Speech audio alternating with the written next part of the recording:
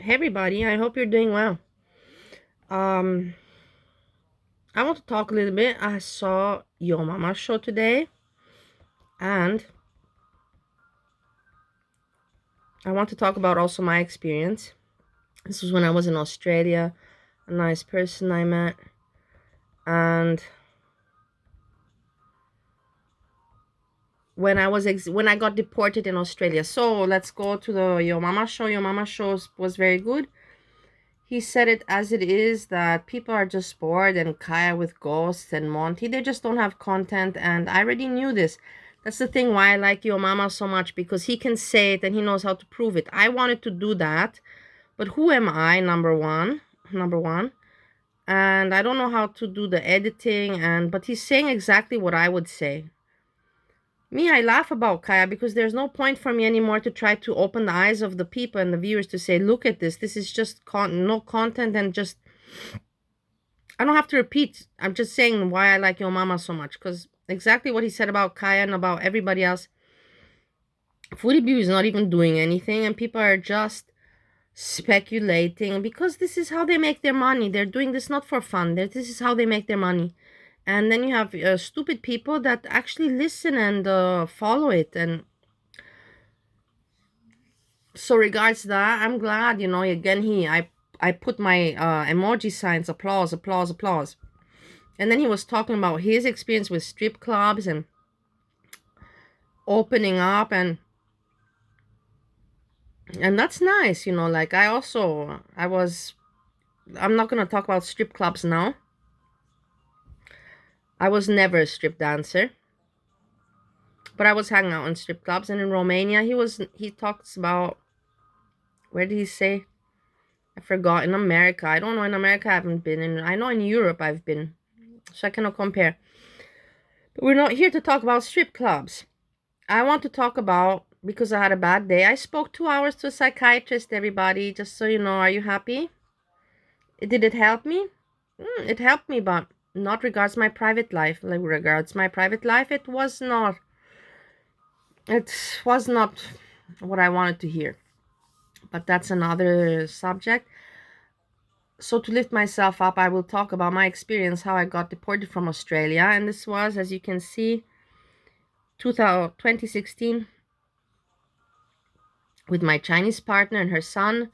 We were making the stand at the exhibition. She said she's going to make me papers. I was living in Australia for 3 months in Melbourne and doing all the work and doing also manufacturing work.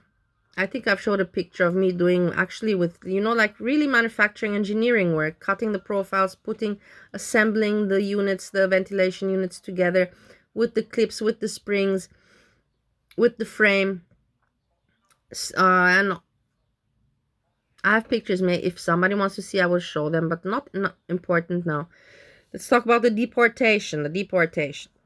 So in the end, I had to go to America to visit one of my clients there, because so this is a new small factory in Melbourne that my Chinese partner made, and I helped her, set it up, go to exhibitions, get clients and all that. And in China, she has the main factory where my American client is being supplied from. So I went to America to have my business meeting, and then to come back to Australia to enter back Melbourne. Obviously, I didn't think I'm doing anything wrong, because I knew I was just going for business, not for anything else. So I didn't think of anything, and then they put me in immigration. They went through my phone and they asked me, what am I doing? I'm like, yeah, I'm visiting my Chinese friend. I work with her.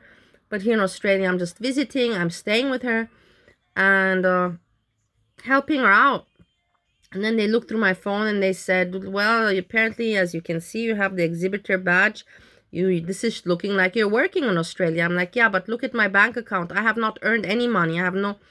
What I have in my wallet is some Australian dollars that are from my account.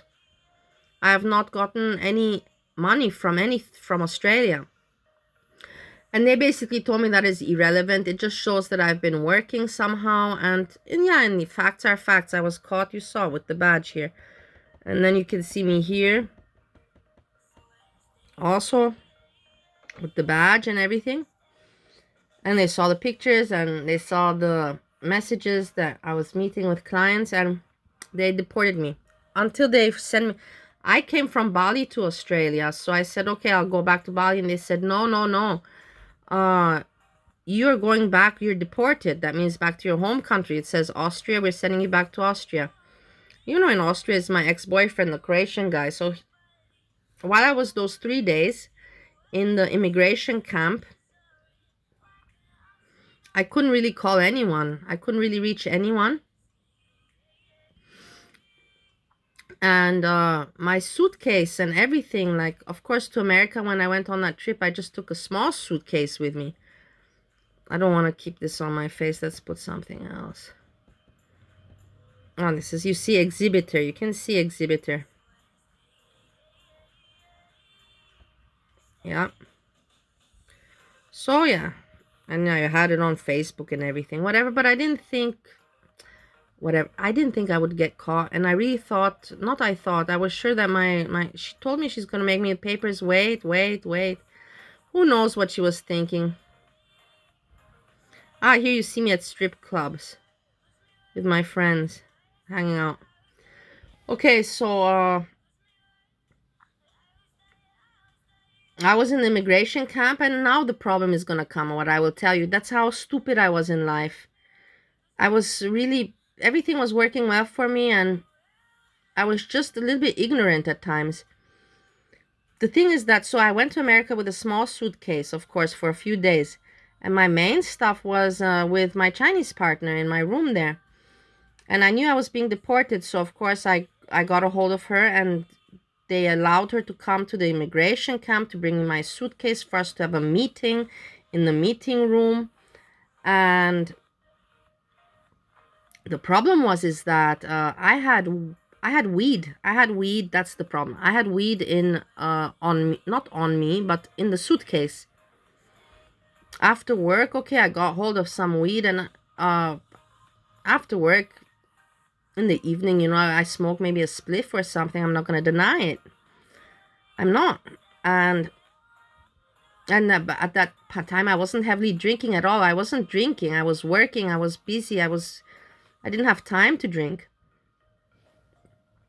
I was, how to say, I had responsibilities and I had an occupation, and anyhow. So I was thinking to myself, okay, so now I'm in the immigration camp, and my Chinese partner is coming to bring me the suitcase.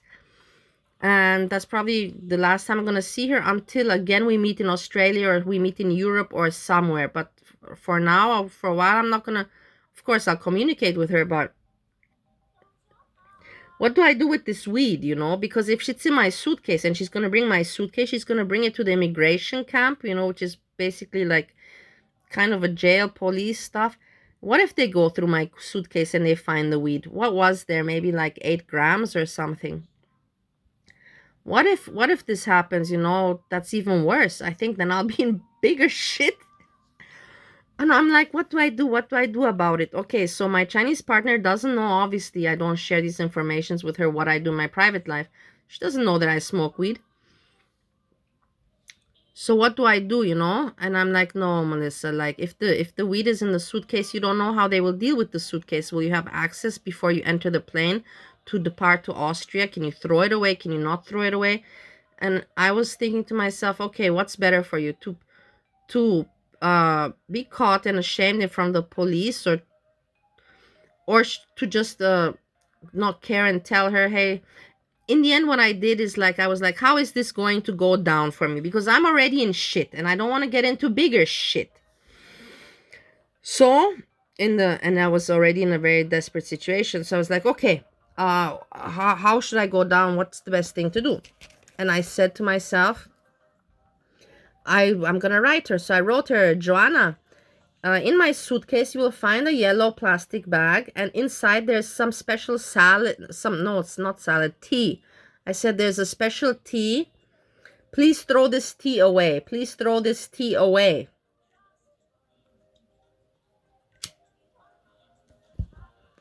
So I did this, and let's change picture. And she came and she met me and she brought my suitcase, and then of course she